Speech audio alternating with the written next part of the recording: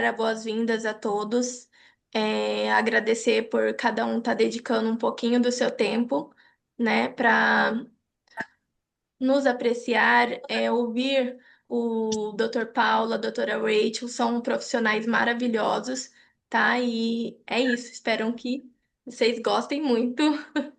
Gostaria de ouvir a Júlia falar um pouquinho e a doutora Rachel vai traduzir para nós. É isso, Oh, certo? okay. Thank you so much, and welcome everyone. And I hope this comes through very well. We're so excited to have our first Brazilian town hall, and this is a great conversation. I'm the co-founder and executive director of the MOG Project, and we are thrilled that the people of Brazil have this forum to talk to these fine doctors and welcome them. We also want to thank our sponsors, UCB, for helping us create this for everyone. Sabrina? Boas-vindas a todos. Meu nome é Júlia. Estou muito feliz por estar aqui hoje com todos vocês. Essa é uma grande oportunidade para nós conversarmos sobre MOG. Eu sou a cofundadora e diretora executiva do The MOG Project, que é uma organização. Agora eu vou fazer um disclaimer porque ela não falou isso, mas é a organização fundada por ela para conscientização dos pacientes e dos familiares em relação à doença, mas também para conscientização do mundo inteiro em relação à MOGAD. A Júlia também falou que gostaria de tomar um minutinho para agradecer ao patrocinador, principalmente a UCB, que parece que tem tido um papel muito importante no The MOG Project. E ela mostrou muito entusiasmo, dizendo que essa é uma noite de muita oportunidade para a gente conversar um pouco e trocar informação sobre a doença, tirar dúvida, etc. Ótimo. Sabrina, pode se Ah, apresentar para nós? Boa noite, oi, gente. That's all my Portuguese. Sorry. It's great to be here, everyone. I'm a senior program manager with the MOG project, supporting Julia, who's the co-founder, and excited to be here with you and get to this wonderful town hall. Thanks so much. Eu sou Sabrina, também faço parte da banca de presidência do The MOG Project. Estou muito animada por estar aqui. Eu só sei aquele pedacinho de português mesmo. Essa foi a piada que ela fez, e já tá ótimo. A gente sabe que é difícil, né? E, além disso, Sabrina falou que está muito animada, muito feliz por estar aqui hoje com a gente. Thank you. Eu irei compartilhar um breve resumo sobre a minha atuação. Para quem não me conhece, eu sou Ângela Zanata, sou presidente e fundadora da Mogad Brasil e também faço parte do Conselho Consultivo do The Mog Project. Tenho uma filha de 10 anos que foi diagnosticada com Mogad no ano passado. E a minha defesa, né? Eu irei compartilhar mais com a comunidade, tanto do Brasil, e compartilhar também com os Estados Unidos sobre o que anda acontecendo no Brasil referente ao Mogad, né? Então, essa é a minha missão aqui, em levar conscientização. E estou muito feliz por ser o primeiro ano, né, que a gente vai falar no Brasil, assim. Temos um mês e temos o reconhecimento da Mogad. Só um pouquinho. Irei também ler a biografia da doutora Rachel e do doutor Paulo, e compartilhar algumas informações para vocês, tá bom?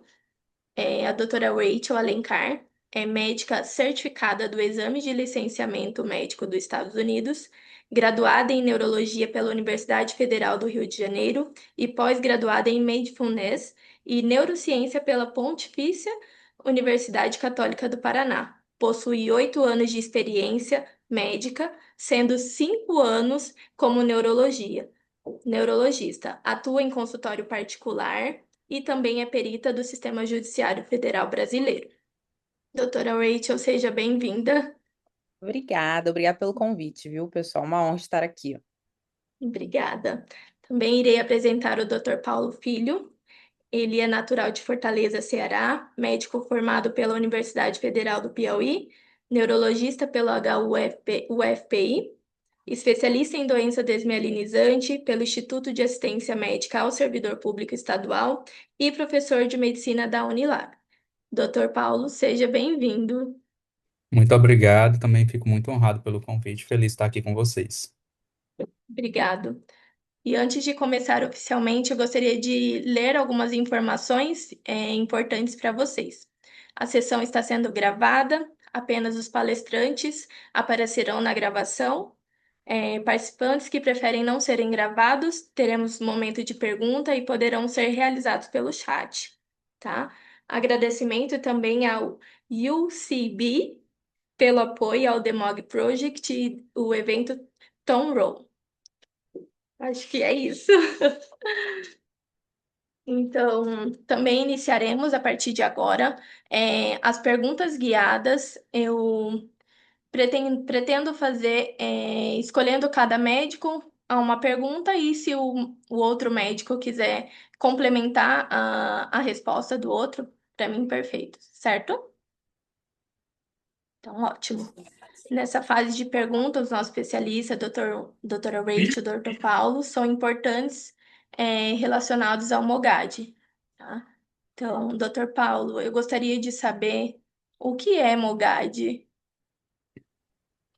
Bom, pessoal, então, MOGAD é uma doença que até pouco tempo atrás ela não era bem conhecida, né? Era encarada a princípio como esclerose múltipla ou então o espectro da neuromielite óptica. Então, há pouco tempo, depois de 2018 para cá, é que a gente tem entendido um pouco mais da doença. O nome MOGAD quer dizer doença associada ao anticorpo contra a mielina do oligodendrócito.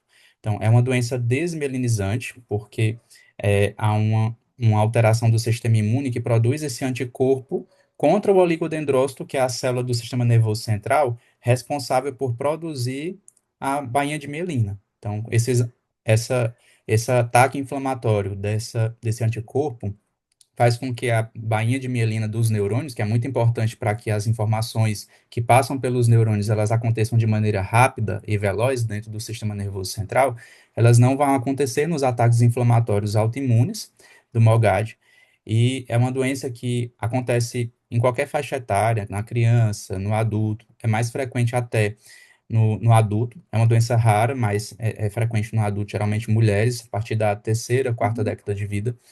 E as manifestações clínicas, elas são muito variadas. Elas podem ser, dependendo do tipo de inflamação no sistema nervoso central, ela pode Uhum, se manifestar desde uma neurite óptica, que é uma alteração da visão, dolorosa, geralmente, e geralmente grave, até crises convulsivas, sintomas motores, como perda de força, alteração de sensibilidade, do equilíbrio. Os sintomas neurológicos são bem difusos, dependendo do local do sistema nervoso central em que há inflamação. E uma característica importante do MOGAD é que ela pode ser autolimitada, pode ser apenas um surto isolado de um sintoma uhum, neurológico, mas ela também pode ser recorrente, né? Pode se dar na forma de surtos, e esses surtos eles podem se confundir muitas vezes com outras doenças desmielinizantes, por isso o diagnóstico era até então pensava-se que eram outras doenças desmielinizantes, e atualmente a gente sabe que não, que é diferente, né? A fisiopatologia da doença, a forma como ela acontece é bem diferente das doenças desmielinizantes que a gente conhecia antigamente. certo. Doutora Rachel, gostaria de comentar algo? Achei perfeito. O Paulo, ele tem realmente a especialidade, né, literalmente, da doença desmelinizante.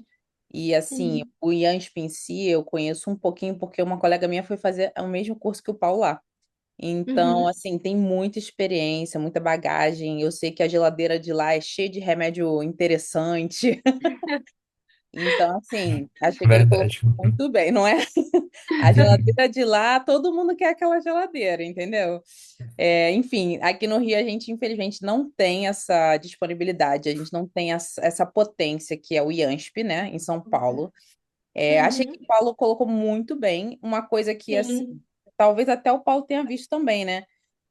Que a gente realmente não conhecia há muito pouco tempo essa doença, né? A gente tratava essa doença de uma forma literalmente errada, né? Porque a gente não entendia que ela existia. Então, ela ficava Sim, naquele pacote da esclerose múltipla, neuromielite óptica, né? E sim, com o passar do tempo, justamente com o marcador, né, com o anticorpo, isso transformou, né? Como o Paulo falou, tem várias células no sistema nervoso, né? Então, assim, sim. no cérebro tem a parte do cerebelo, tem a parte da medula, tem vários lugares do sistema nervoso, né? E esses pedacinhos do sistema nervoso têm células diferentes. Só que quando você consegue definir uma doença que sempre ataca o mesmo lugar ou a mesma célula, você começa a ter que nomear essa doença de uma forma diferente, que foi o que aconteceu Entendi. com o MOG, né? Foram vendo o Uhum, quê? Que, na verdade, você tinha esses sintomas que o Paulo falou, muito diversos, muito floridos, muitas coisas, uma constelação de coisas, né, que podia acontecer. uhum. E aí foram comparando como é que era o padrão do que se conhecia antes da esclerose Sim, múltipla, da neuromielite óptica, neuromielite. e aí foram Uhum. percebendo que tinha alguma coisa estranha, Tinha tinha alguma algo coisa diferente, diferente. né? Aquilo ali Uhum. não era exatamente o padrão, não enquadrava nos critérios diagnósticos, sabe? E uma coisa até que eu não sabia, eu descobri estudando para a nossa reunião de hoje, mas o Paulo já deve saber, é que quando eles começaram a estudar, não começaram não, mas lá pela década de 80, estudando a esclerose múltipla, tinham alguns modelos, né, para ver anticorpos que iam com Sim, o sistema nervoso central. E aí eles ficaram vendo que tinha esse anticorpo, antimog, antimog, antimog, em várias amostras. E no início eles ficaram tentando testar esse antimog como um anticorpo da esclerose múltipla. E aí eles sim. começaram a ver, ué, mas está dando aqui nesse sistema como se fosse um anticorpo que ataca a mielina, igual a esclerose múltipla. Mas o padrão da imagem, quando você vê a ressonância, quando você vê os sintomas, não é igual à esclerose múltipla. E aí, a partir desse modelo, eles começaram a entender que esse anticorpo não era a mesma doença, né? A mesma Então, doença. isso aí é meio Entendi. complexo até para nós, né, como neurologistas, Uhum. entender isso. Mas quando você diz assim, nossa, esse anticorpo aqui, ó, esse pedacinho do sistema imune ataca um pedacinho igual sempre. Não igual porque vai ser, digamos assim, sempre na mesma topografia, na mesma posição. Mas porque aquele pedacinho que é atacado tem a mesma célula. Aí a gente falou, Entendi. realmente, tem alguma coisa diferente. Tem algo diferente, né? E uma coisa que eu vim observando também é que eu vejo mais mulheres, sabe? Sendo diagnosticada com MOGAD. E algo que eu percebi, algo assim, comparando uma coisa diferente, parecendo o autismo, né? Que é mais homens do que mulheres. E o MOG, eu vejo mais mulheres sendo diagnosticadas do que homens. Certo? Então é uma coisa que eu já vim observando e o Dr. Paulo falou também.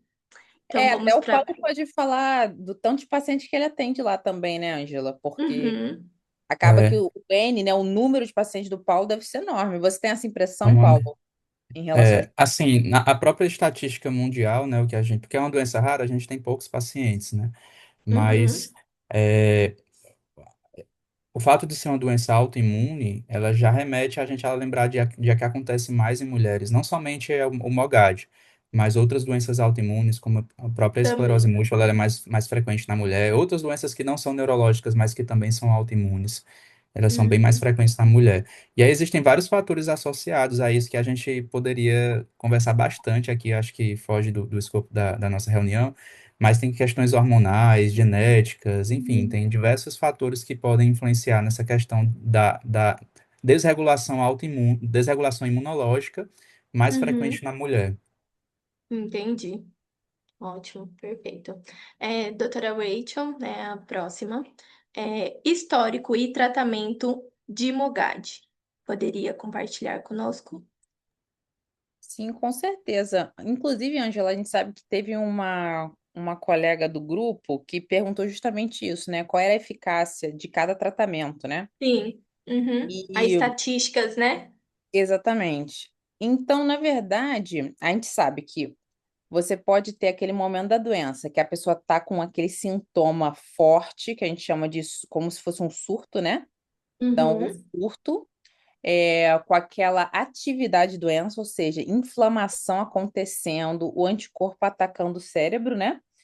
Quando você Sim. tem essa fase aguda, são três tratamentos principais. Então, a maioria aqui já deve estar familiarizada, né?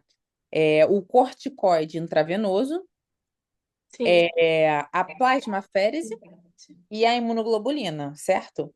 Mas a Uhum. dúvida maior, pelo que eu entendi da nossa colega, era o tratamento de manutenção, não era nem essa Isso. parte do tratamento de fase aguda. Fase aguda. Isso. No Brasil, a gente tem uma disponibilidade de algumas medicações, um pouco menos do que nos Estados Unidos.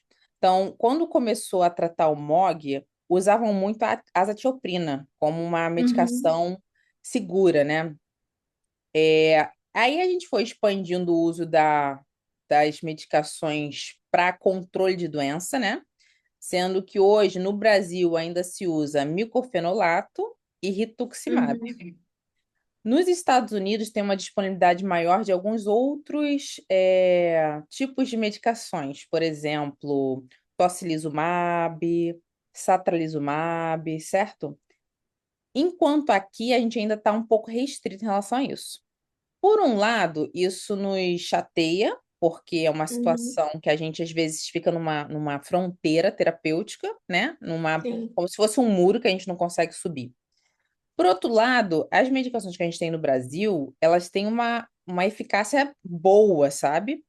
As medicações que foram estudadas, estão sendo estudadas nos Estados Unidos, e estão colocadas em prática lá, elas são usadas numa situação de refratariedade, de resistência ao tratamento com azathioprina ou rituximab ou Sim. diclofenolato.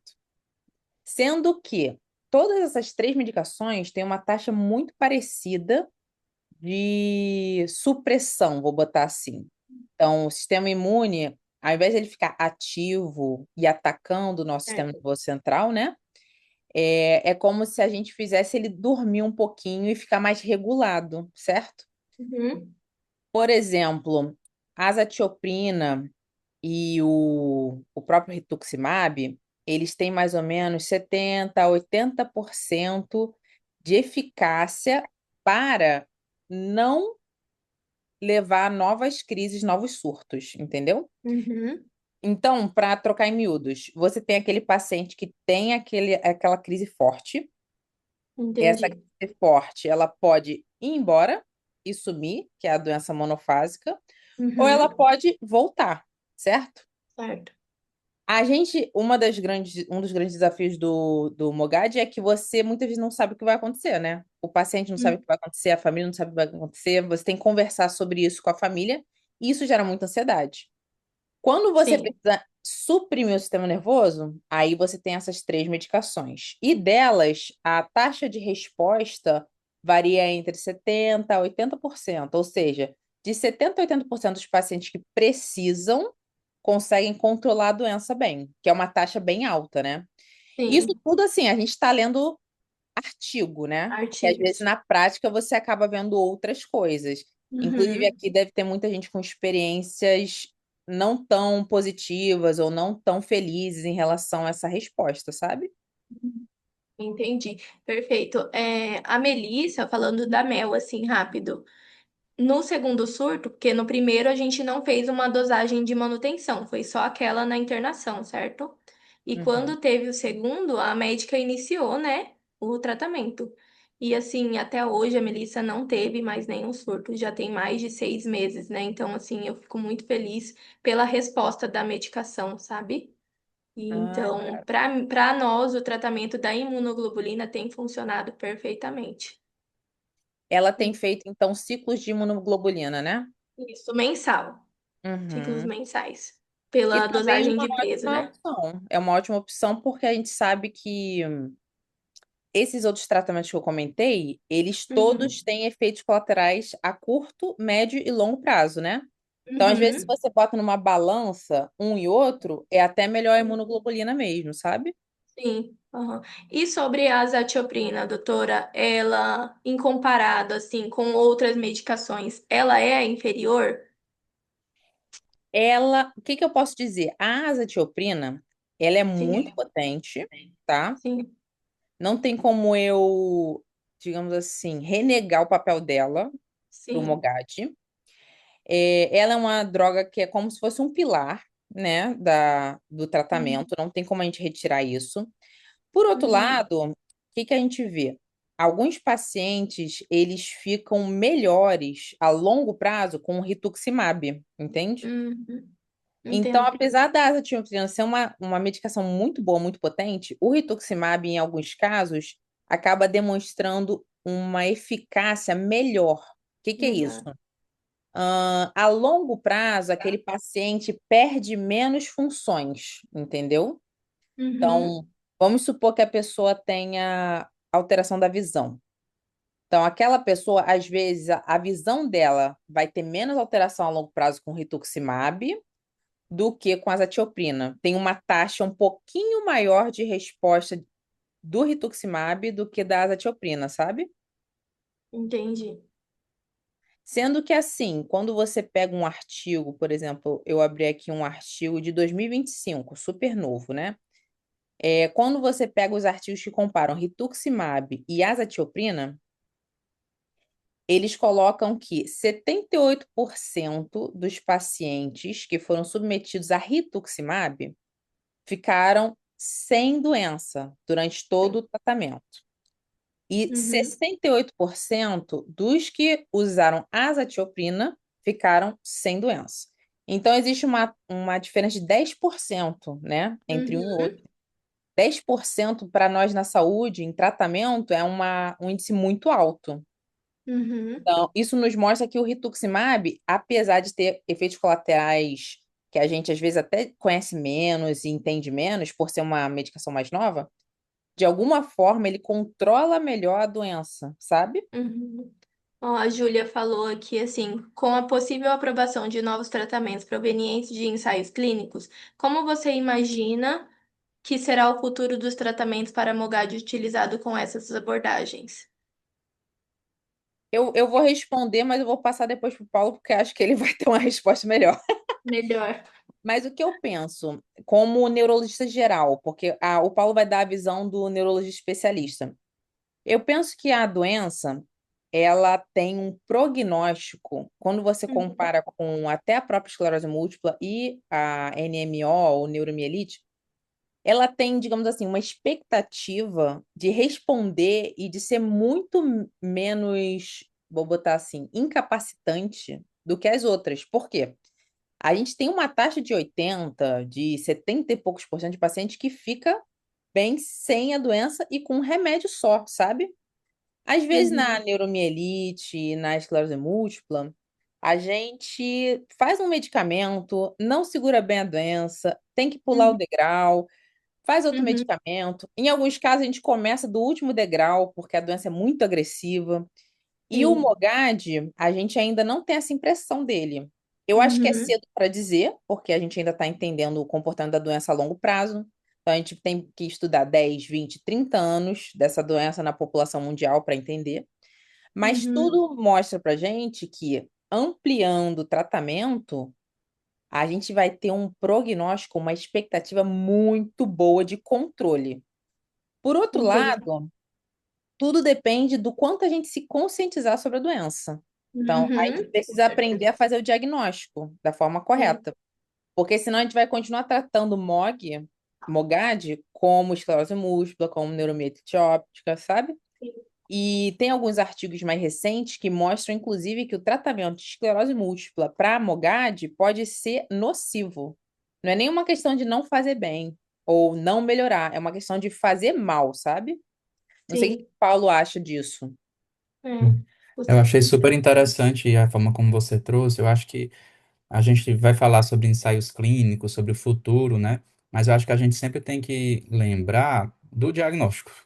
Quanto mais precoce você diagnosticar, mais cedo você vai poder tratar. E tratar rápido é melhorar o status do paciente, é prevenir sequelas, né? Prevenir Uhum. incapacidades. Então, como a gente está começando a entender melhor hoje sobre MOGAD, eu acho que o futuro, ele realmente nos reserva coisas muito boas.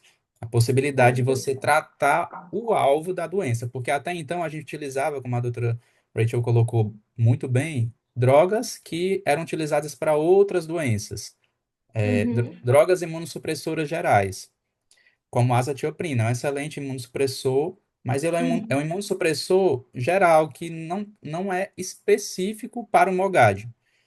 Com os Sim, ensaios clínicos, com as novas terapias que o futuro nos reserva, então a gente vai conseguir tratar especificamente o alvo, né?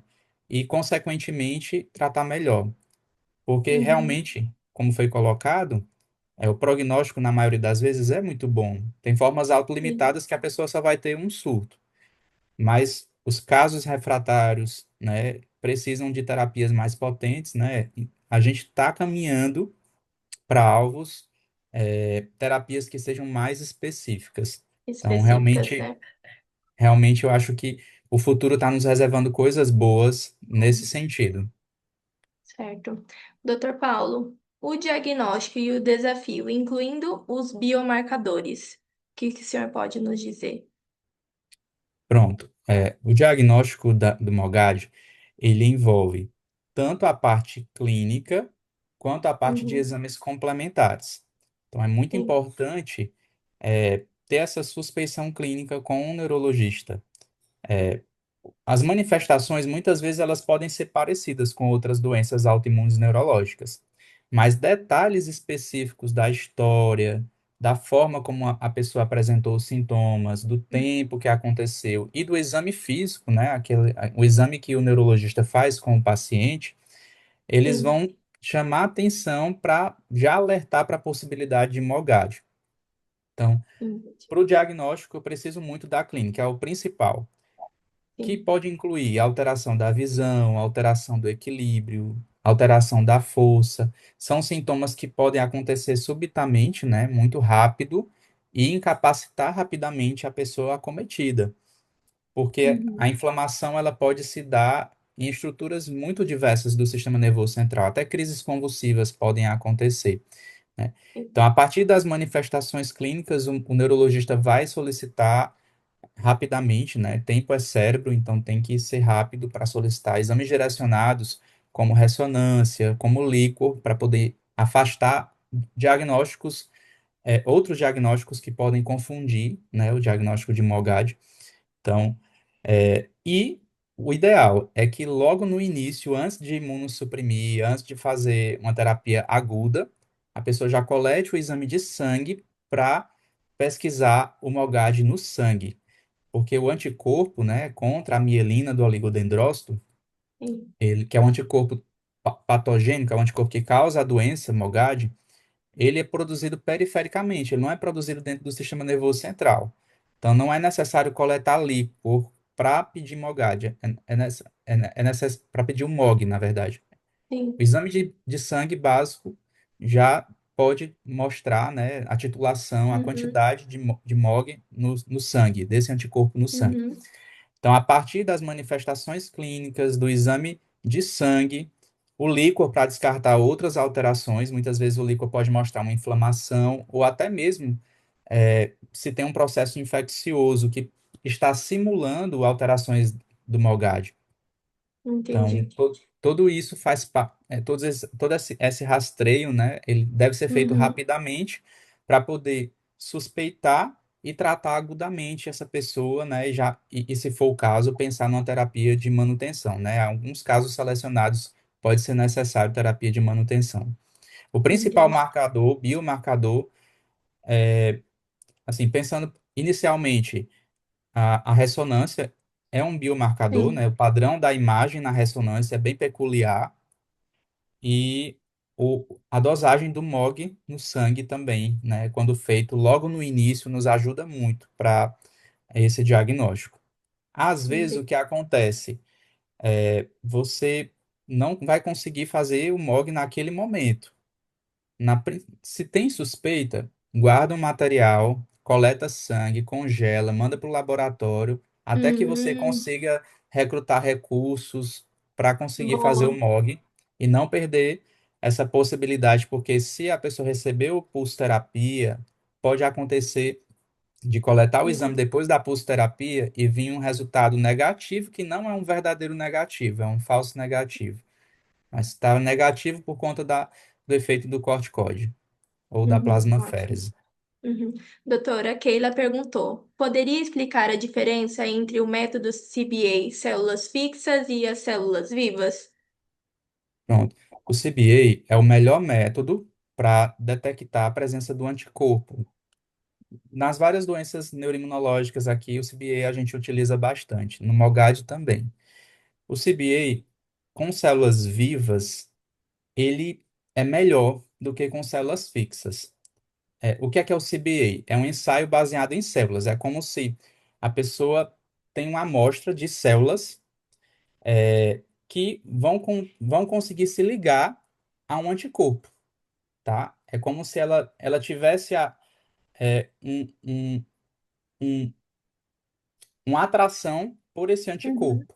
Se a Entendi. pessoa que está apresentando sintomas, ela tem aquele anticorpo, que é feito no laboratório, é coletado sangue do paciente e esse sangue vai entrar em contato com essa célula que está ávida por esse anticorpo.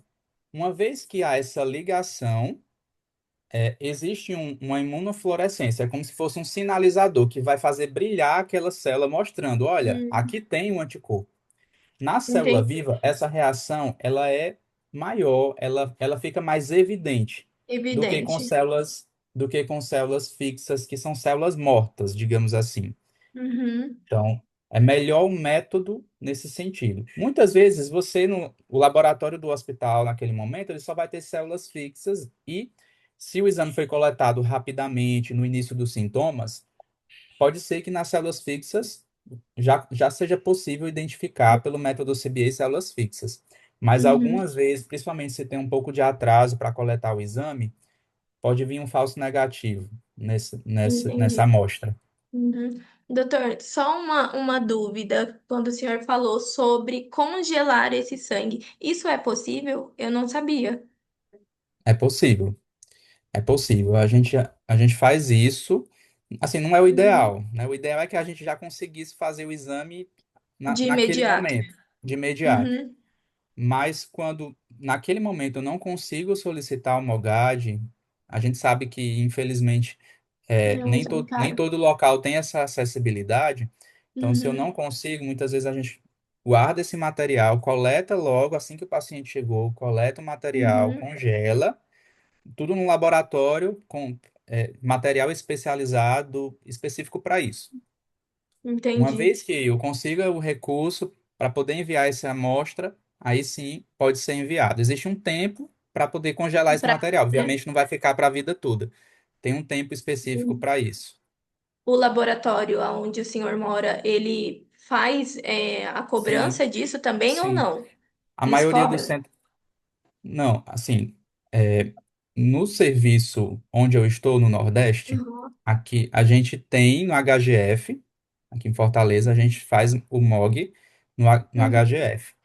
Só que essa não é a realidade da grande maioria dos serviços. Infelizmente, Sim, muitos hospitais SUS não terão como dosar. No IANSP, em entendi. São Paulo, a gente conseguia fazer de todos os pacientes suspeitos. Mas Uhum. já, por exemplo, a realidade de outro serviço onde eu atuei, em Teresina, por exemplo, a gente não tinha. O que a gente fazia muitas vezes era guardar o material e mandar para um serviço privado, um laboratório privado. Privado. Entendi. Quando o senhor disse assim, que quando faz o exame de células vivas e células fixas, na imunofluorescência, eu Sim, imagino como se fosse a ressonância com o iodo, né, com o contraste e com sem o contraste, contraste. brilhando. Seria Isso, mais ou menos esse isso, parâmetro isso. de Vai brilhar ideia. melhor nas células vivas. Entendi. Perfeito. Obrigado, doutor. Doutora Rachel, poderia nos falar sobre a experiência em casos iniciais de Mogad? Sim, com certeza. Eu só vou voltar aqui, Ângela, porque teve um comentário que a gente não conversou. Eu vou aproveitar, vai ser o gancho para essa pergunta que você falou. A É, Daniele, depois eu vou falar da Dionísia e tem outras perguntas aqui, mas eu posso falar um pouquinho e depois passo para o Paulo, só para a gente não Tá. ignorá-lo. É, mas a Dionísia falou assim, por que poucos médicos não sabem sobre Mogad? Eu acho que ela quis perguntar por que que a maioria dos médicos não sabe, né? Eu acho No pronto que... atendimento, né, por exemplo. Sim, exatamente. Eu acho que existem muitos motivos para você explicar. Não dá para a gente ser muito científico com essa resposta, porque a gente teria que estudar o comportamento médico no Brasil, tal, tal, tal. Uhum. Mas tem uma coisa que é bem estudada, que é a questão da neurofobia. Então, os médicos, eles têm medo das doenças neurológicas. Por quê? Porque quando a gente está lá na faculdade, as doenças neurológicas não são ensinadas da melhor forma. E aí aquilo ali parece um negócio assim impossível de entender. Eu acho que isso é a raiz do problema, do tipo assim, tem várias doenças neurológicas que passam anos e anos despercebidas até chegarem num neurologista. Então, a raiz do problema, eu Uhum. acho que é também a nossa educação lá na universidade. Segunda coisa é que realmente é uma doença descrita mais recentemente. Então, Sim, às vezes, acreditem se quiser, é bizarro, não deveria ser, mas a verdade é essa. Às vezes, até neurologistas, dependendo de onde estiver o neurologista, não vai saber isso, né? não vai saber. Uhum. Então, assim, é uma doença mais recente. Segundo, não, terceiro já, né? É uma Uhum. doença, como o Paulo falou, mais rara. O que que é raro? A incidência, a quantidade de pessoas no mundo É inteiro mínima. acometida por ela é um pouco menor do que das outras doenças mais comuns, entendeu? Uhum. Então, tem vários vieses que fazem com que muitos colegas não saibam, entende? E aí Entendi. acaba que é a nossa responsabilidade, que sabemos, né? De ir tentando transmitir ao máximo, né? Que essa doença Uhum. existe.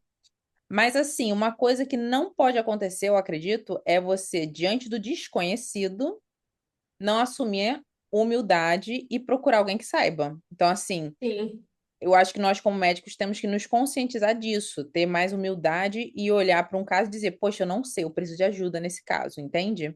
Vamos chamar um especialista, vamos chamar alguém que saiba disso, daquilo.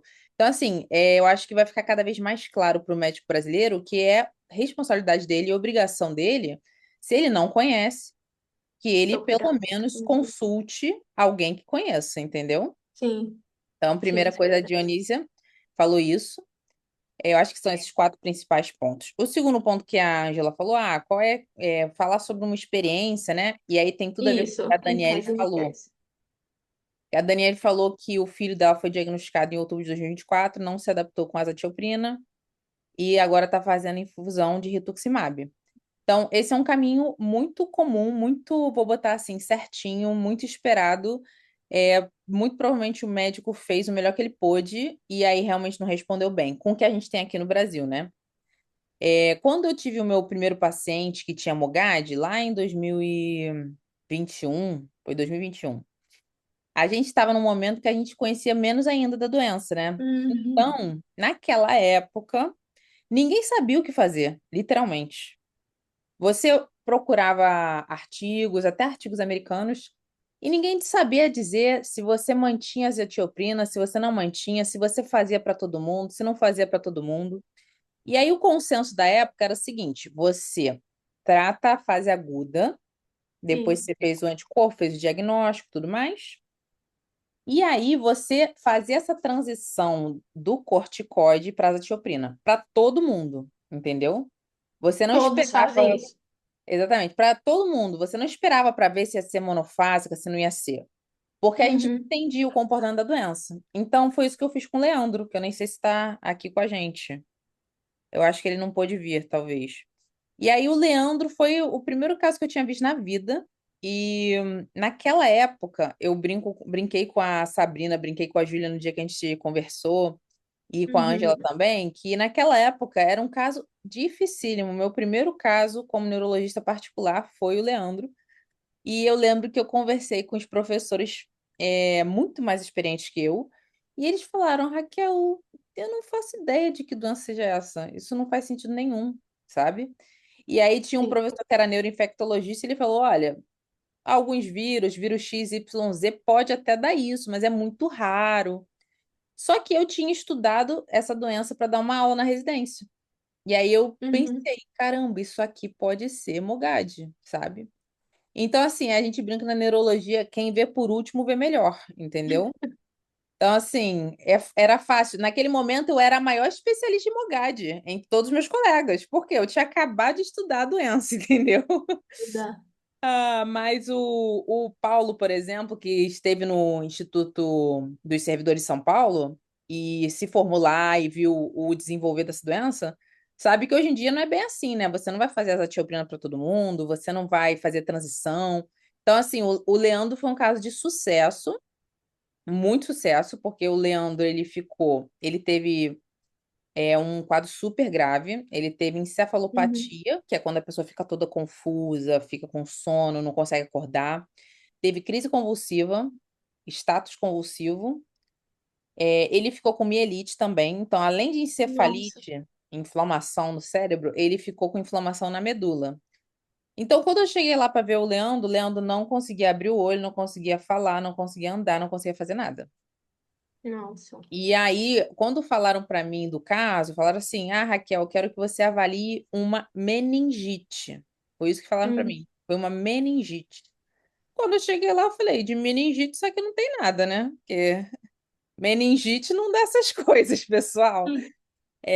Mas assim, foi um caso, graças a Deus, eu digo, realmente, não foi a mim, foi graças a Deusa e a ciência. É um caso que deu muito certo. Depois ele ficou com anticorpo negativo. Agora ele tá sem azatioprina, tá sem nenhuma medicação. E a gente faz ressonância, né, periódica. No início foi mais curtinho, Caramba. 6 meses, pois é. Depois a gente foi aumentando. E hoje a sequela que o Leandro tem é literalmente uma dormênciazinha no dedo. É isso que ele ficou de sequela, sabe? Nossa. Então ele entrou em remissão da doença, isso? Entrou em remissão, exatamente. Ele foi aquele caso, pode até ter sido aqui entre nós, um caso monofásico, e a gente não saber. Uhum. A gente tratou o monofásico como se não fosse ser Como se monofásico. não fosse. Porque naquela Entendi. época a gente fazia isso para Hum. quase todo mundo, acredito que todo mundo, porque era uma questão de opinião do especialista, entendeu? Não tinha Hum. artigo dizendo o que que você tinha que fazer. E aí todo mundo com medo, né? Eu conversei, na época até com a Carol, que foi pro IANSP também, eu conversei com ela, ela falou: Olha, eu não ia ficar esperando para ver o que vai dar, não. Eu faria a zatioprina e aí você vai monitorando os efeitos colaterais, vendo se ele tolera, entendeu? Foi isso. Uhum. Entendi, perfeito. Nossa, assim, a neurologia, ela é incrível, né? Tem muitos pontos, assim, que eu nem imaginava. Ai, eu gostaria também de falar sobre o protocolo de classificação dessa doença, né? O Dr. Paulo, você poderia nos explicar como funciona o processo de aprovação do PCDT? Bom, com certeza. Assim, PCDT é o protocolo de diretrizes do SUS. Basicamente, é o protocolo que vai dizer quais as tecnologias que o SUS vai disponibilizar para a população. Tecnologias, diga-se aqui, envolve o uso de medicamentos, procedimentos, exames que são disponibilizados pelo SUS. E aí, Uhum, quando a gente tem uma doença, por exemplo, como Mogad, que ainda não tem um tratamento disponibilizado no SUS, ou até mesmo outras doenças que vão precisar de exames, de remédio, de incorporar, por exemplo, o MOG, essa demanda ela precisa ser levada pela sociedade, sociedades médicas, pesquisadores, indústria, enfim, para o SUS. Para quem é que eles uhum, vão levar? Eles vão levar para uma entidade que a gente chama de Conitec. Essa Conitec é que vai formalizar esse pedido dessa demanda que surgiu para uhum, tentar investigar se é possível incorporar esse tipo de procedimento, essa tecnologia ou medicamento dentro do SUS e disponibilizar para a população. E aí, o que é que a Conitec faz? Ela vai analisar do ponto de vista científico, né, vai ver tudo que tem na literatura, se realmente sim, essa tecnologia ela funciona, os benefícios, os riscos, os efeitos colaterais. Ela vai analisar a custo-efetividade, quais são os custos para o SUS, vai avaliar qual é o impacto financeiro para o SUS, né? Quantas pessoas existem, por exemplo, no com a Brasil, Mogad. né? A gente está pensando aqui com essa doença E aí, se a gente liberar essa medicação, qual vai ser o impacto financeiro? Eles fazem essa análise Nossa. de custo, fazem uma análise de efetividade. Será que realmente essa medicação ela é eficaz para tratar? Fazem uma análise, é, como eu já comentei aqui, dos efeitos adversos e comparam também com outras medicações. Será que não existe outra opção, outra terapia que seja mais Uhum, barata, que seja tão eficaz quanto? Então, a Conitec ela faz essa análise.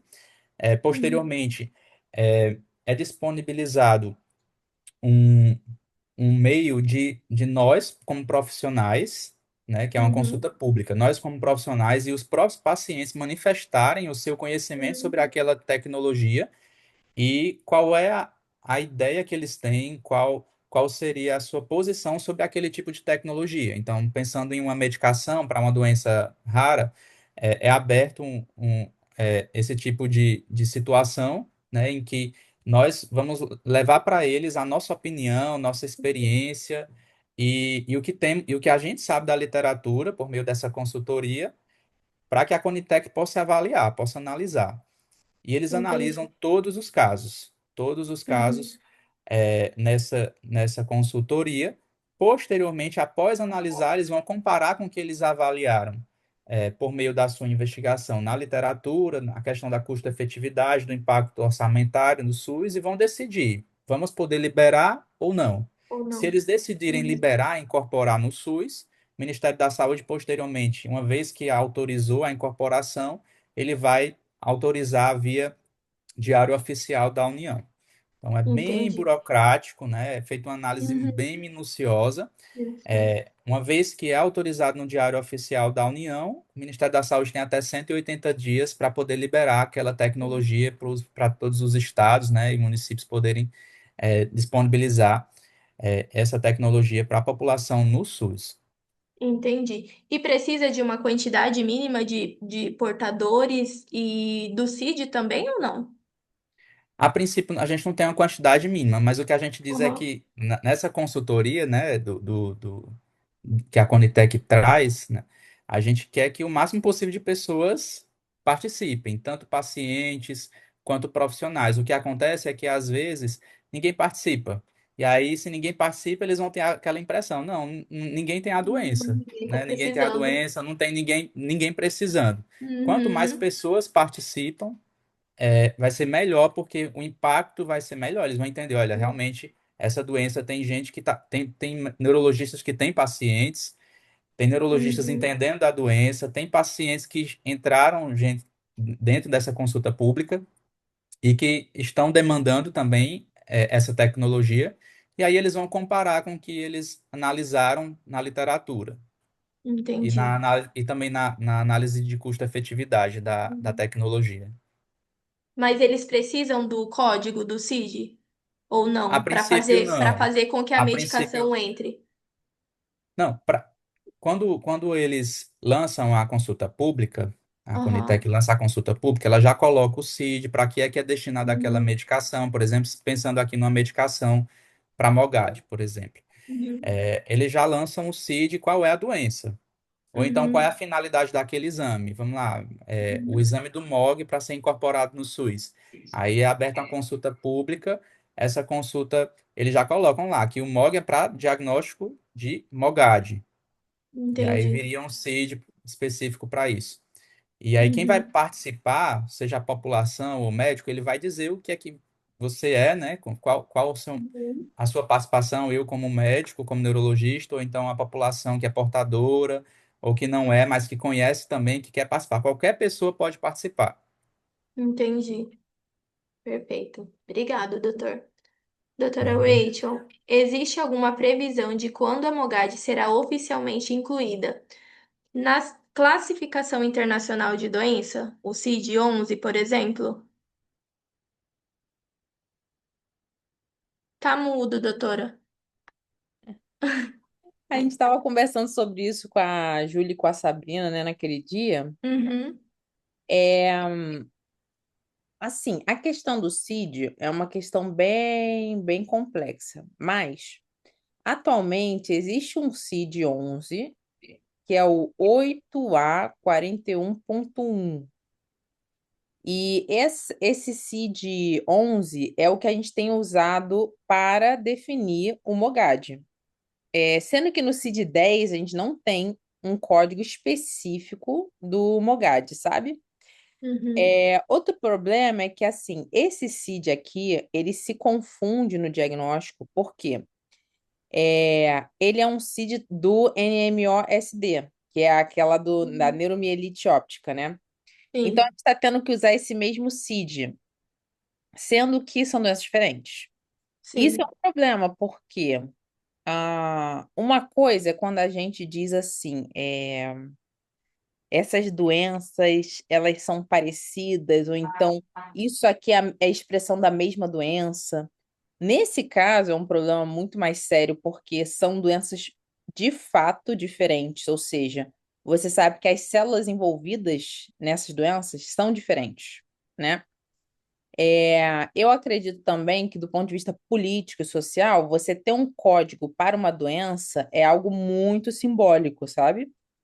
Então, por exemplo, se você pegar as demências têm vários códigos CID. Demência vascular, demência na doença de Alzheimer, demência na doença de Parkinson.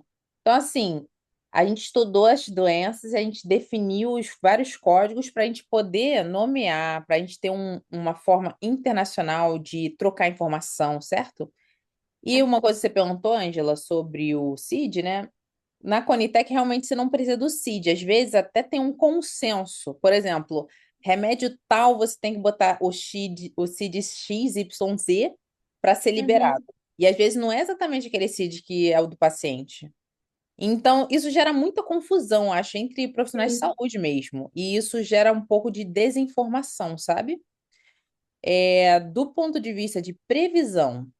A Júlia e a Sabrina, nesse trabalho com o projeto, né, MOG, nos Estados Unidos, estão literalmente batalhando para que isso seja real, entendeu? Sendo sim, que o CID, ele é um código internacional que vem dos Estados Unidos, né, de certa forma.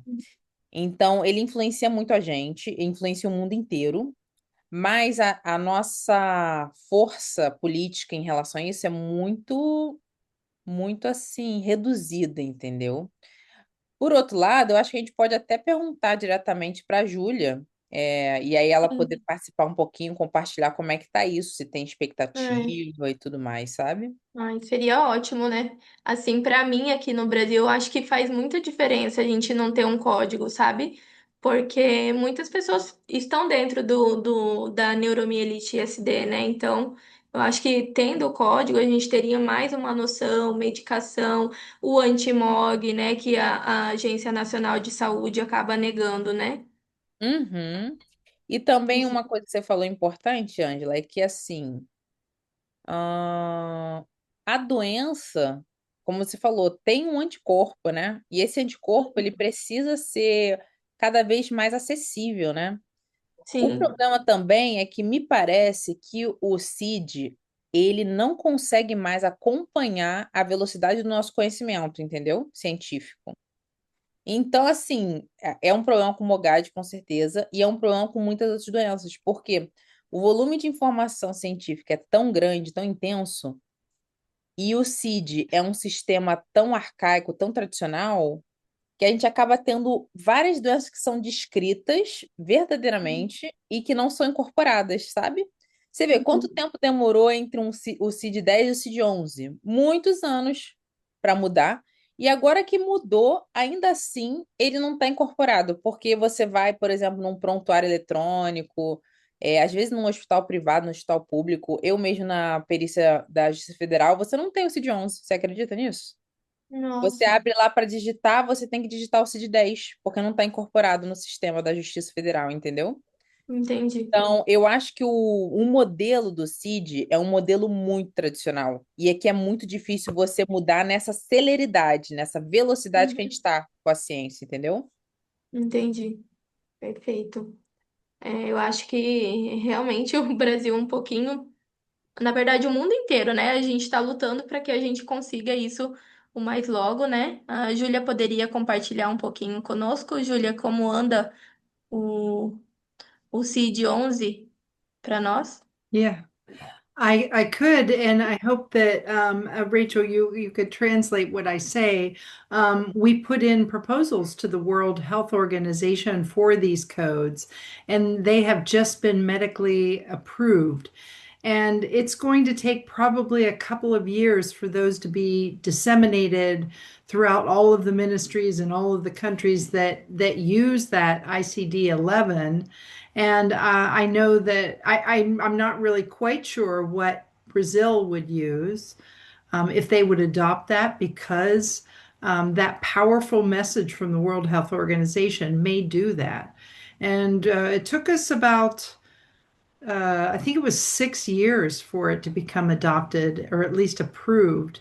And they're telling me it will be another 2 years after that. I hope that helps. Yeah. A Júlia falou então que o Project submeteu um código específico para Mogad. Esse código foi submetido, obviamente, deve ter sido um trabalho surreal para você defender isso, escrever e tudo mais. Isso ela não comentou, mas eu imagino que tenha sido muita coisa.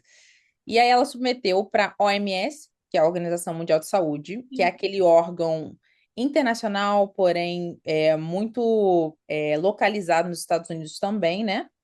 É, e foi aceito. Então, assim, pelo que ela falou, demorou 6 anos nesse processo, Nossa, tá?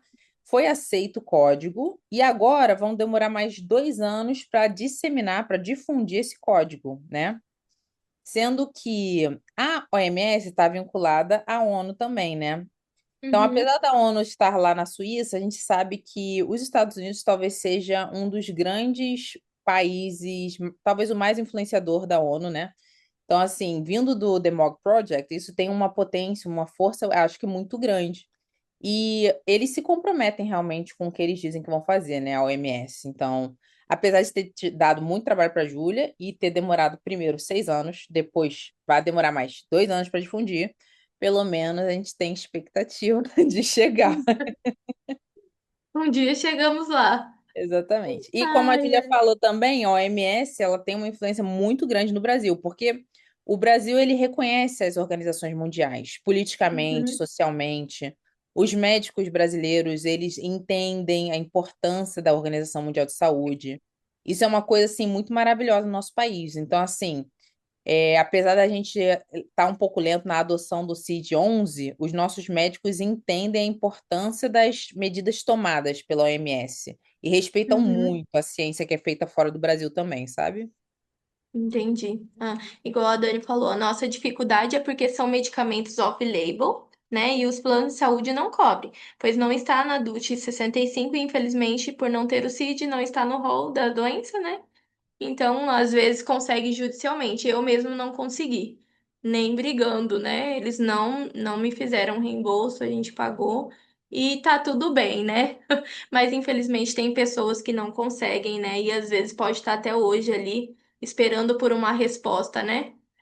De qual doença se trata. Então, eu acho que um dia a gente consegue, a gente precisa aumentar a conscientização no Brasil e no mundo justamente para isso, né?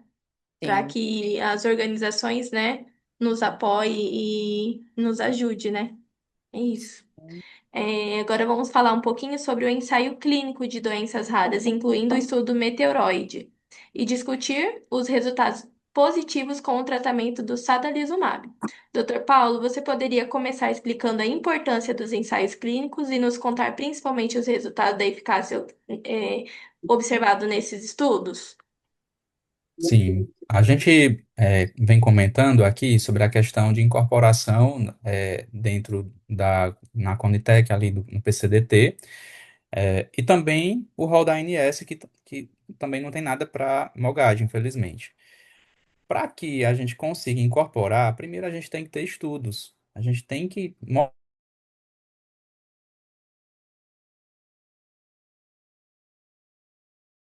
Acho que travou. Opa! Eu acho que caiu ele. Ah, pronto, voltou. Perdão, caiu. Caiu? Voltamos aqui. Ai, Voltamos. ótimo. Não entendi. Então, vocês me ouvem bem? Sim, estamos ouvindo. Bom, Então, assim, eu falei para vocês que inicialmente dentro do PCDT a gente precisa gerar essa demanda para eles na Conitec, né? E eles vão atrás do que tem na literatura. É justamente essa literatura é que vai mostrar para eles, olha, aqui é como que a doença acontece, o que é que precisa fazer nos surtos, o que é que precisa fazer para controlar a doença. Então, a gente Certo. precisa de estudos com evidência científica. E os melhores Uhum. estudos, assim, que têm maior evidência realmente são os ensaios clínicos, onde você vai Uhum. analisar ali dentro da vida real, com pessoas, a resposta da medicação, a eficácia delas, é, com respeito ao uso da medicação que está sendo testada. Uhum. E até pouco tempo atrás a gente não entendia muito de MOGAD, então a gente não tinha realmente nenhum estudo. Mas com a, a definição da doença, né, quando saiu o Uhum. consenso internacional do MOGAD, né, a gente já tem os critérios bem estabelecidos, sabemos que é uma doença distinta. Então, após isso, começaram alguns estudos, né, a gente tem poucos ainda, mas o de maior resultado até hoje, né, o que nos traz aí resultados satisfatórios, né, e é um estudo de fase 3, é o estudo Meteoroid, que Uhum. analisou o satralizumab. O que é o satralizumab? É uma medicação que a gente fala aqui que é um anticorpo monoclonal. Ele, o objetivo dele é como se fosse uma molécula que vai chegar lá no sistema nervoso central e vai reduzir a inflamação causada pelo anticorpo do MOG, do MOGAD, tá? Que é o Uhum. MOG, né? Então, o objetivo dele é reduzir a inflamação. Ele age sobre uma célulazinha chamada de interleucina 6. É uma célula que produz inflamação no sistema nervoso central. E aí, eles, inicialmente, como não tinha nada até então direcionado para o foco do MOGAD, foi observado que no MOGAD há um processo inflamatório intenso com produção dessa célula, que é a interleucina 6. Entendi. Então, eles desenvolveram uma medicação que, na verdade, já se usa para outras doenças autoimunes, como, por exemplo, já é aprovado no Brasil para neuromielite óptica. Então, eles estão extrapolando para o MOGAD. E Uhum. dentro desse estudo, um estudo hoje de fase 3, é, foi observado que houve uma resposta em reduzir a quantidade de surtos, de atrasar esse espaço de tempo para a pessoa ter um surto, evitar surto, na verdade. Uhum. É um estudo que a fase dele, onde eles selecionaram pacientes que iriam usar a medicação e pacientes que não iriam usar a medicação, que iriam usar placebo, e depois uma fase aberta, que é uma fase que todo mundo sabia o que é que estava usando, né? E Uhum. todos os participantes iriam utilizar a medicação. E houve sim benefício até então. É um estudo que ainda está em Em andamento, andamento. tá? Mas já tem resultados satisfatórios mostrando o benefício do satralizumab como uma medicação para o MOGAD, tá? Não é aprovado Entendi. ainda, ainda Uhum. está em andamento.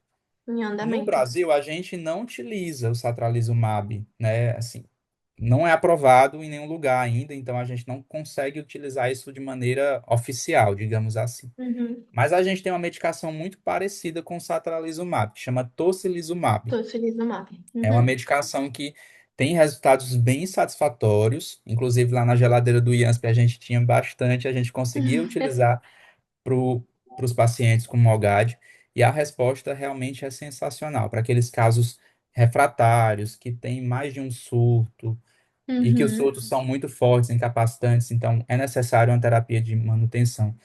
A gente utiliza extraoficialmente, off-label, o tocilizumab.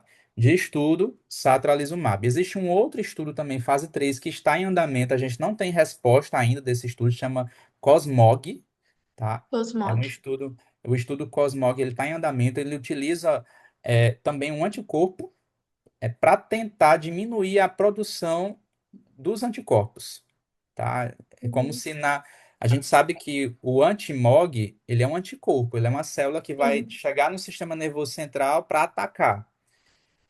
Essa essa medicação chama, eu anotei aqui porque eu não vou lembrar, mas é rosanolizumab.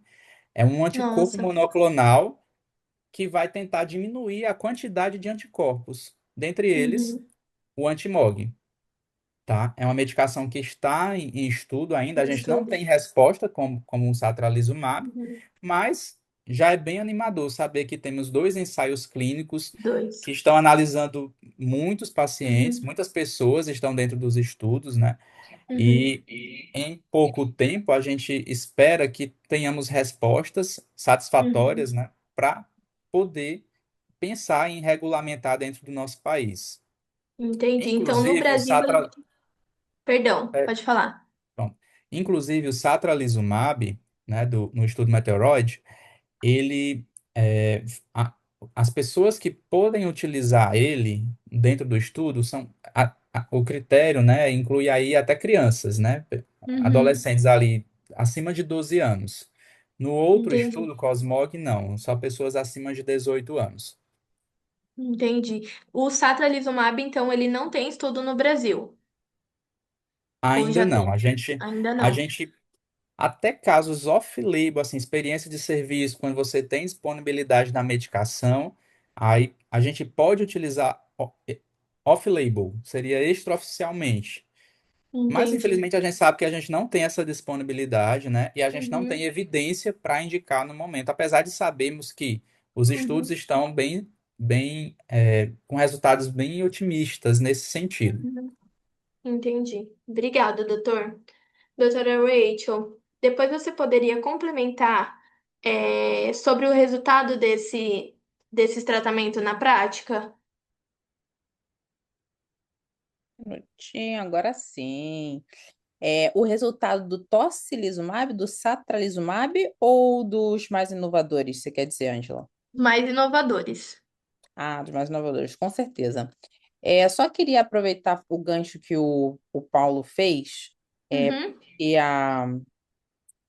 quem é que fez essa pergunta? Vamos ver. A Ellen Godoy falou: no meu caso, eu tive uma recaída após o desmame do corticoide enquanto estava com rituximab e por isso passei para tocilizumab. Como vocês avaliam se essa mudança realmente reduz o risco de recaída a longo prazo? Existe algum sinal de que a doença ainda esteja dependente de tratamento mais intenso? Essa pergunta aqui é super difícil de responder. Por quê? Porque a gente brinca, a gente está aprendendo a dirigir com o carro andando, né? Então, o Uhum. que está acontecendo é que a gente entende hoje que tem dois tipos de comportamento principal, né? O monofásico e o não monofásico. A gente entende que alguns pacientes não vão responder à primeira linha. Então, a primeira linha para controle, depois que você tem episódio de recorrência, a gente falou azatioprina, micofenolato mais raramente, rituximab, certo? O que a Certo. gente vê? Quando você não responde essa primeira linha, você tem um papel super importante do tocilizumab. Então, Uhum. foi muito bem indicado, porque o caso da Ellen, né? Godoy ficou na minha cabeça, já Uhum. ia falar da Godoy. Da Ellen, pelo que ela me falou pra gente, foi um caso desses, que teve recorrência, teve sintoma, apesar de estar sendo tratado com as primeiras linhas, né? Ou seja, o que a gente sabe de prático? Que o tocilizumab, ele entra muito bem quando você tem uma situação parecida ou igual à da Ellen. Tá lá tomando remédio de primeira linha e volta a ter sintomas. Ou Uhum. tá tomando remédio de primeira linha e a ressonância mostra novas lesões, entendeu? Em relação ao satralizumab, é como se fosse, vou botar assim, uma alternativa a outras falhas também. A gente não tem tanto acesso às informações do satralizumab porque elas são, vou dizer assim, ainda não são substanciais, sabe? Quando você estuda uma medicação, você precisa passar por várias fases até chegar à fase que Uhum. você vai expor a população àquilo. Mas você só Entendi. consegue entender uma medicação quando ela está 5 ou 10 anos no mercado, entendeu? Uhum. Então, na verdade, apesar de a gente ter um prognóstico legal de ter várias medicações novas saindo, a gente não tem como prometer que essas medicações vão causar uma redução da doença maior do que as medicações que a gente já Ah, tem de primeira importante. linha, entendeu? Entendi. E qual seria o sinal, então, de que a doença ainda esteja dependente de tratamento? A única coisa que a gente pode dizer como um sinal seria lesão em ressonância, por exemplo, lesões novas, é, o anticorpo persistentemente positivo, mas isso ainda é muito subjetivo, sabe? Acaba que, na verdade, o que a gente entende é que quem tem um surto melhora, dois surtos melhora, três surtos. Quando a pessoa tem essa recorrência, a gente começa a entender o MOGAD como uma doença crônica que vai recorrer, entendeu? E aí a Uhum, gente não seguia muito pelos sinais, a gente entende que a princípio tem que suprimir aquele sistema imune, entendeu? Daqui a entendi. 5, 10 anos, provavelmente a gente vai ter outros sinais. Por exemplo, quando a gente tem a esclerose múltipla, que é uma doença de muitos e muitos anos, que tem muito tempo de estudo, a gente sabe que pode ter surto, pode ter pseudo-surto, ou seja, pode ter alguns sintomas que não são bem surto, não é sinal de que a doença está dependente, sabe? Uhum, Mas, infelizmente, essas doenças, elas tendem a ser doenças crônicas, ou seja, existe uma grande chance da gente descobrir que o MOGAD não monofásico é mais comum do que o monofásico, como a gente tem visto. Lá no uhum. início, todo mundo achava que MOGAD era monofásico, que ia e não Não voltava ia mais. mais. Uhum, Exatamente. Então se dizia que 80%, 90% do MOGAD era monofásico. Hoje a gente já caiu essa porcentagem para 49%, mais ou menos. nossa, Entendeu? Então, o mais provável é que a gente não estava diagnosticando antes. Tinha um monte de caso de MOGAD misturado com neuromielite, com esclerose múltipla, né? E aí parecia que essa doença ia e voltava. Mas agora entendi. vamos botar aí, ó, 5, 6 anos de estudo da doença, olha como caiu a porcentagem, entendeu? Muito, né? Muita coisa. Muito. E Ah, aí, assim, eu não entrei muito nas medicações mais inovadoras, porque a gente não tem como dar uma informação objetiva, sólida sobre elas, entendeu? uhum, A gente ainda precisa entendi. de muito tempo para Muito ver. mais. O que não Entendi. significa que a gente não deve comemorar, né? Porque essas medicações elas estão tendo todo o rigor científico de estudo. Então, assim, é muito bom que a gente comece a ter mais opções, cada vez mais opções. A gente só não pode tratar como se fosse uma panaceia, né? Algo que vá curar de fato, entende? Uhum, Agora, a expectativa é cada vez mais a gente controlar bem essa doença, entendeu? uhum, Só para entendi. fazer uma analogia, a esclerose múltipla antes, quando a pessoa tinha esclerose múltipla por 5 anos, 7 anos, 10 anos, a pessoa não andava mais, ela estava restrita a uma cama, sabe? A expectativa de vida da esclerose múltipla era baixíssima, sabe? Nossa. Pois é, era uma doença que era um rótulo, quase como se fosse uma condenação, sabe? Antigamente, há muito tempo atrás, lá em 1980. Uhum, E aí, com o avanço da terapia modificadora de doença, ou seja, o tratamento que muda o comportamento, a gente está vendo pacientes que vivem até a velhice com esclerose múltipla, né? Então, eu penso que o uhum, que a gente vê hoje do MOGAD, a gente ainda vai estudar muito, muito, muito, muito, para chegar num momento que os pacientes vão ter cada vez mais qualidade de vida, cada vez mais diagnóstico precoce, para ter redução de lesão, né? Redução de sequela, na uhum. verdade, porque você Sim, diagnostica precoce, você trata precoce, você reduz a inflamação, e aí, com isso, teoricamente, você reduz a carga de sequela também, né? entendi. Doutora, é esperado ter surto, mesmo tomando a medicação certinho, igual a Melissa, ela toma todo mês, ela vai lá no centro de infusão, faz as medicações. Temos mais de 6 meses que ela não tem surto. Ainda é esperado isso em ter um outro surto ou não? O mais provável é que não. Ou seja, o que Uhum, diz é cerca de 22%, 25% dos pacientes podem ter. Então, assim, uhum, existe uma parcela enorme que não vai ter, uma parcela de uhum, 70 e poucos por cento, e pode ser que ela esteja dentro dessa parcela. Mas ainda existe um Entendi. pedaço ali que é quase, é menos de um terço, né? Uhum. Um quarto, até menos de um quarto dos pacientes, ou seja, entre 4 pacientes, um Hum, pode acabar voltando a ter esse sintoma, entendeu? E aí é entendi. até o que a Ellen comentou, que foi infelizmente o caso da Ellen, né? Porque ela teve Uhum. a recaída, depois estava com o rituximab, teve que passar para tocilizumab. Então, Entendi. é uma raridade, digamos assim, dentro da doença que já é Uhum. rara, né? Aconteceu Uma com a outra Ellen. raridade. Exatamente. Entendi. Poderia ser, por exemplo, a medicação não está sendo o suficiente para esse portador, por exemplo? Po- Pode sim, existe uma parte que é como se fosse uma doença que o sistema imune consegue driblar Hum, aquele remédio, uma entendeu? resistência. Exatamente, parecido com uma Uhum. resistência, entendeu? Entendi. Perfeito. Doutor Paulo, gostaria de incluir mais alguma coisa? É, nessa pergunta que você fez, né, se algum paciente ele pode falhar, ter um surto em vigência da medicação, perfeito, como a doutora Raquel colocou.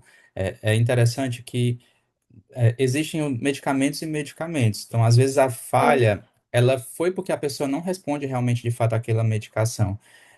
Ou então Uhum. porque não teve tempo suficiente ainda. Por exemplo, Uhum. a azatioprina, ela é uma medicação que demora para fazer efeito. É, apesar de ser uma boa medicação, ela não é interessante se você quer ter uma resposta rápida, entendeu? Às Uhum. vezes demora alguns meses para começar a fazer efeito, por isso que muitas vezes a gente precisa associar o corticoide, deixar o corticoide oral junto com a Uhum. azatioprina. Outras vezes, o rituximab, apesar de ser uma excelente medicação, mas ele não é tão específico para o alvo do MOGAD. É por isso que pode acontecer a pessoa usando o rituximab falhar com o rituximab, mesmo sendo uma medicação tão boa como ela é. É por isso Entendi. que os ensaios clínicos são importantes, porque eles vão analisar qual é a droga específica para aquele tipo de doença. Não é para esclerose múltipla, não é para NMO, é MOGAD. O que é que acontece no Uhum. MOGAD? Tem um anticorpo chamado antimog.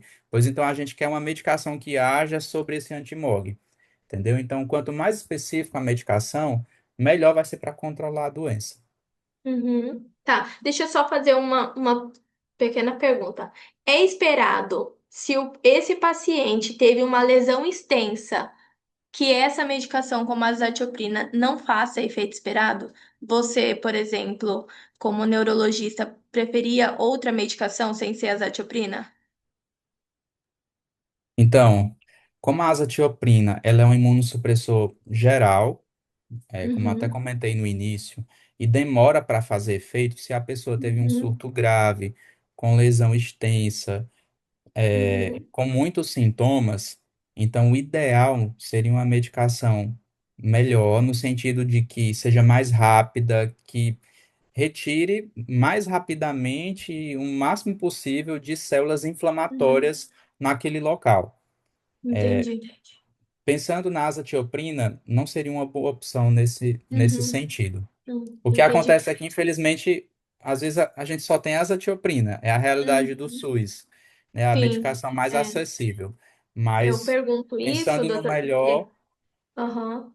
Eu em uma pergunto isso, situação mais perdão. grave, Porque a gente tem um portador no grupo que ele usa azatioprina e ele tá cada vez pior, sabe? Ele tem sentido muita dor, está tomando muitas medicações e ele tá até o momento só na azatioprina, sabe? E eu até falei pra mãe dele, procura uma outra opinião, né? Às vezes eu acredito assim, como mãe, que se eu visse que a minha filha não tivesse se adaptando àquela medicação, não tivesse tendo melhora, eu acho que para mim, na minha cabeça, seria uma oportunidade de tentar uma outra medicação, né? Então, essa era uma dúvida minha. Realmente pode acontecer isso de uma medicação não ser o esperado para aquela lesão? sim, sim. A azatioprina, ela pode ser a medicação suficiente em alguns casos. Em alguns. Mas se em casos mais graves, com lesões extensas, ou então surtos muito recidivantes, vários surtos Uhum, acontecendo em um é. curto intervalo de tempo, aí o ideal, se a pessoa está com azatioprina, seria pensar em uma outra medicação que fosse mais específica para agir no mecanismo, né, do Uhum. MOGAD. Eu vejo que algumas pessoas mesmo usam ela e se adaptou super bem, sabe? Mas ele ali, eu vejo que não, sabe? Inclusive, ele tá aguardando para ser encaixado para fazer uma nova medicação. Tá. Gente, é isso. Agradeço a todos assim por me ouvirem, né, as minhas perguntas.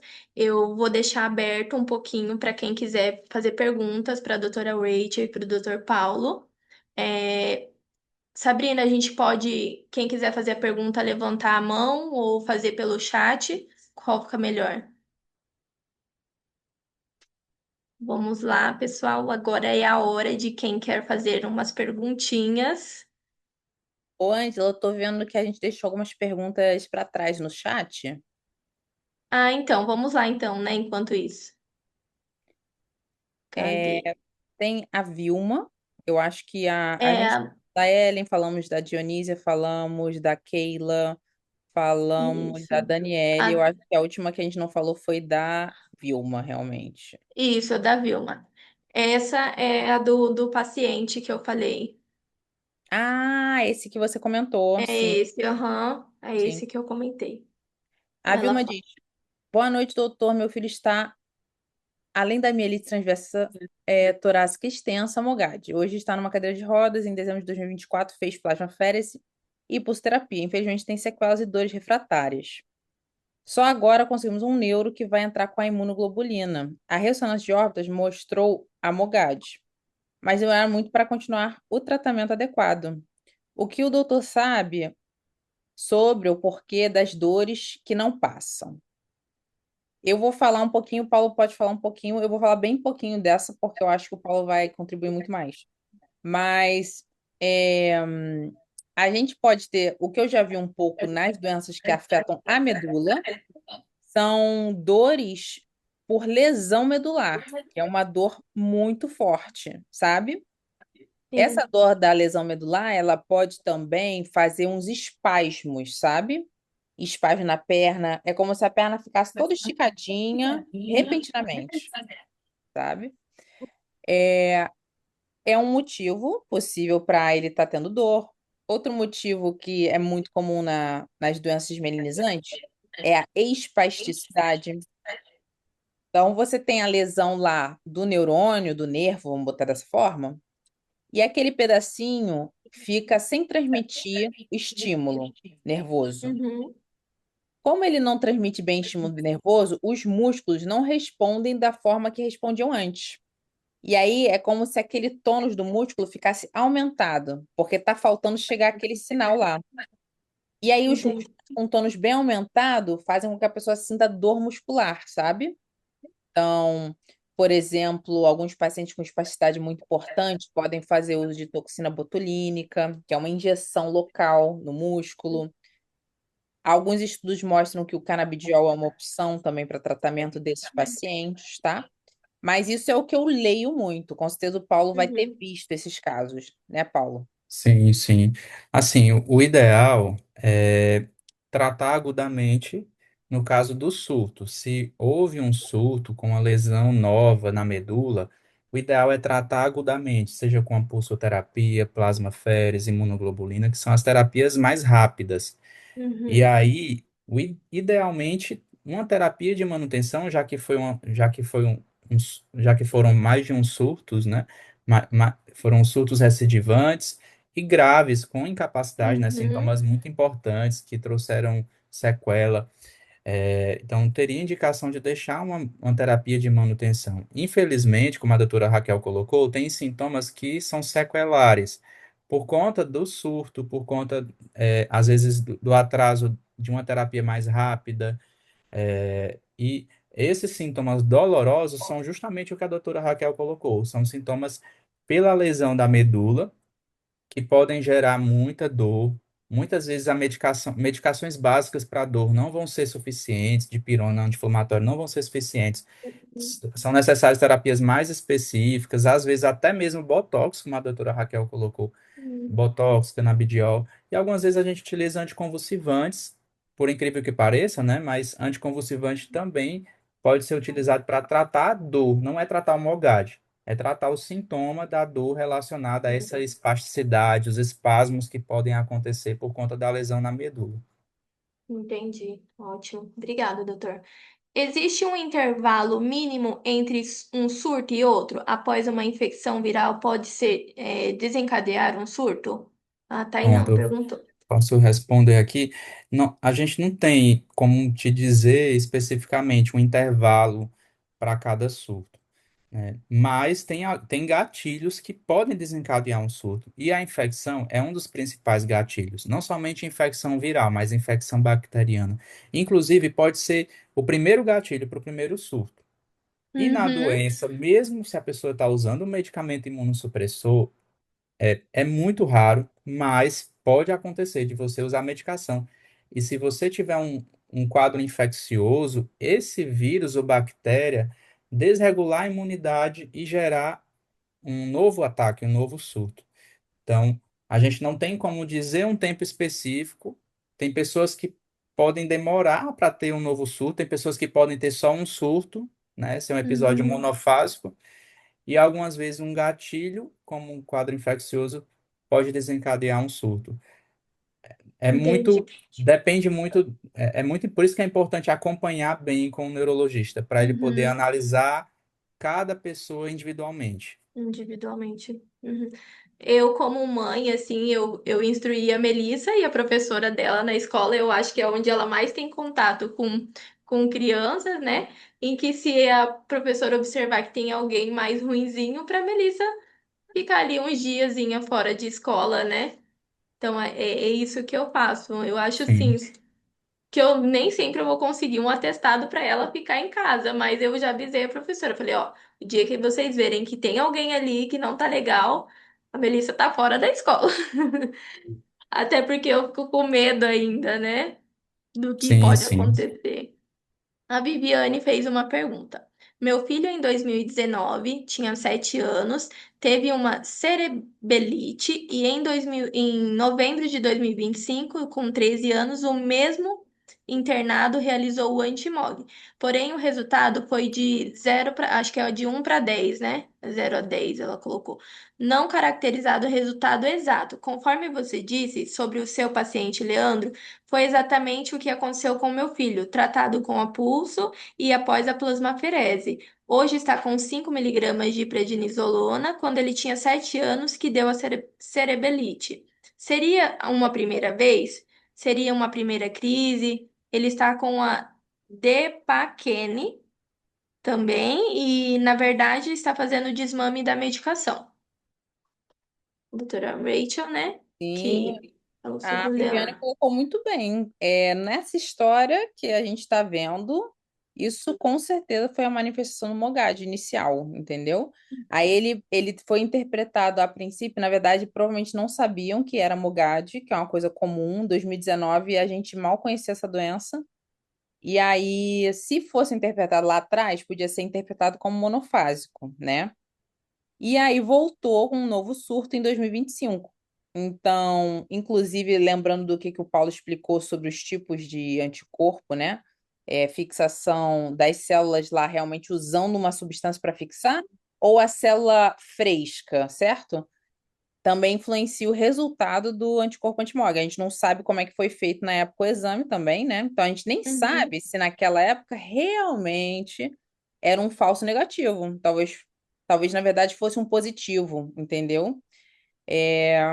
Além disso, a pulsoterapia foi bem indicada, a plasmaférese provavelmente porque a pulsoterapia não foi suficiente, e agora está no desmame de prednisolona, né? Uma coisa que a Viviane coloca é do Depakine também. Eu não sei qual foi o contexto, mas a gente sabe que Mogad pode dar crise convulsiva. O Leandro teve crise convulsiva também. E aí, realmente, o mais indicado é que quando você controla bem a doença, você fica aí 2 anos sem crise convulsiva, você já pode pensar em ir reduzindo a medicação. Ótimo. Vamos fazer só a última pergunta, tá bom? A Cláudia fez. O que os senhores entendem por doença Mogad fulminante?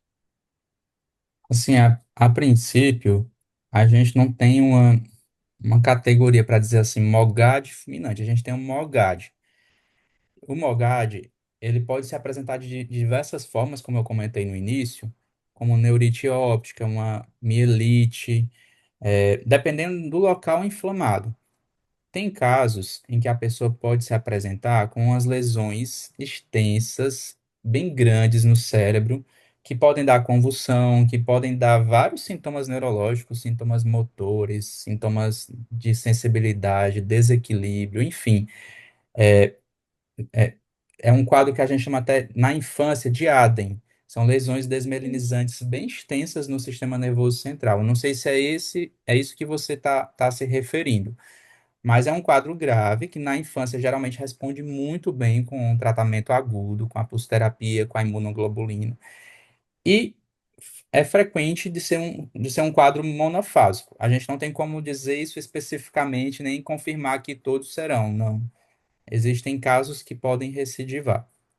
Mas então, eu acho que esse termo fulminantes remete a quando é um quadro mais grave com várias lesões distribuídas pelo sistema nervoso central. Ótimo. Eu não tinha escutado falar ainda de mogade fulminante. Muito obrigada, doutor, pelo esclarecimento. Eu gostaria de agradecer a todos, tá? Por ter participado do evento, por tirar um tempo, né, e aprender sobre a Mogad. A doutora Rachel e o doutor Paulo são profissionais maravilhosos. E também gostaria de agradecer, ao The Mog Project por ter me convidado para iniciar essa reunião aqui com vocês. Peço perdão se tive alguma falha, algum erro, ainda estou aprendendo, mas também agradeço em nome da Mogad Brasil, que está iniciando, né, aqui no Brasil. E é isso. Também reforço, que a sessão foi gravada e que também vai ficar no YouTube, tá? Gostaria de falar alguma coisa, doutora Rachel, doutor Paulo, Sabrina, Júlia. Eu gostaria de agradecer pela oportunidade aqui de estar com vocês. É, Você falou que está aprendendo, a gente está aprendendo, todos nós no Mogad estamos aprendendo. E uma coisa assim, na neurologia sempre estamos aprendendo. A gente nunca pode dizer que sabemos de Que tudo. sabe tudo. Todos os dias surge um artigo novo, informação nova, descobrimos um anticorpo novo, enfim, todos estamos aprendendo e precisamos estudar, ter a humildade de reconhecer que não sabemos de tudo e que precisamos enfrentar estudando e nos Isso dedicando mesmo. aos pacientes. Isso E um mesmo, pouco. obrigada, doutora. Não, eu estou numa reunião. Doutora Rachel, Eu também queria agradecer, foi maravilhoso estar aqui. Inclusive, estou vendo que o pessoal tinha mais perguntas. Acho que a gente vai precisar de um outro encontro. Já vou deixar a sugestão aqui, entendeu? E é muito bom estar com os pacientes, conversar com o pessoal, saber um pouquinho mais do outro lado, sabe? Então, agradeço aí, Júlia, Ângela, Sabrina, agradeço o Paulo também por dividir comigo, até porque o Paulo é o brinco, o especialista do especialista, é verdade, gente, não é brincadeira não isso aí.